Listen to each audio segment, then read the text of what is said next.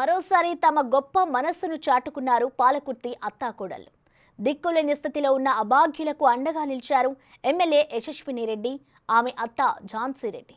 మహబూబాబాద్ జిల్లా కర్కాల గ్రామంలో ఓ కుటుంబానికి సహాయం అందించారు. దీనస్థితిలో ఉన్న చీరాల సోమలక్ష్మి, కమలమ్మను చూసి చలించిపోయారు. వారికి కావాల్సిన నిత్యావసర సరుకులను సమకూర్చారు.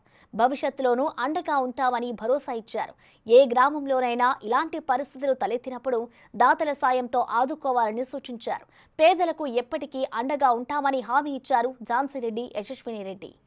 పరిష్కారం అంటే అదే కనిపిస్తుంది. ఇప్పుడు టెంపరీగా అందరం ఆదుకుంటాము, అట్లా ఎన్ని రోజులు అట్లా ఒకసారి ఆదుకుంటాం, ఒకసారి జీవితకాలం ఎవరికి ఇప్పుడు ఏదో అనిపిస్తుంది. కొన్ని రోజులు చేస్తారు, కొన్ని రోజులు ఇది కాదు. శాశ్వత పరిష్కారం అంటే